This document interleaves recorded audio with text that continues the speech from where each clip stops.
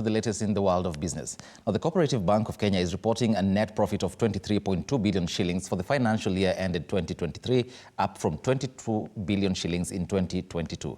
In the wake of the net profit growth, the bank's board of directors announced a dividend payout of 1 shilling and 50 cents per share, amounting to 8.8 billion shillings. The dividend payout is subject to shareholders' approval during a virtual meeting scheduled in May this year.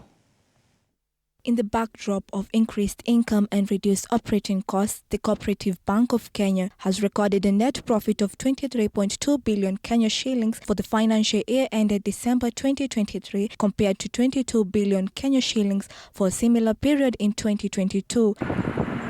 In the wake of the net profit representing 5.2% growth, the bank has recommended a individual payout of 1.5 Kenya shillings per share, amounting to 8.8 billion Kenya shillings.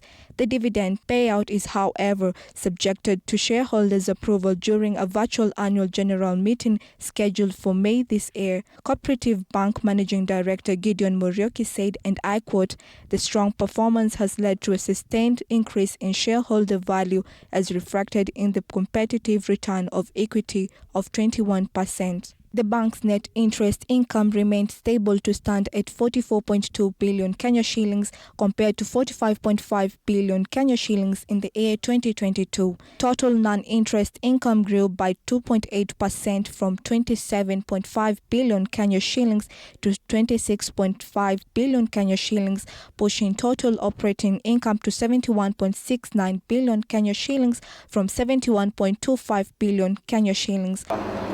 Under the review period, the bank cut its operating expenses by 6% to 39.67 billion shillings from 42.24 billion Kenya shillings on reduced provisioning for loan losses, with loan defaults falling by 30.8% to 6 billion Kenya shillings. The bank's total assets grew by 671 billion Kenya shillings, a 10.5% growth from 607 billion Kenya shillings in the same period last year. The bank's customer deposits grew by 6.6% from 423.8 billion Kenya shillings to 451.6 billion Kenya shillings. External funds from development partners now stand at 67.3 billion Kenya shillings from 48.1 billion Kenya shillings in the year 2022. Shareholders' funds also have increased to 113 billion Kenya shillings from 107.7 billion Kenya shillings in the year 2022.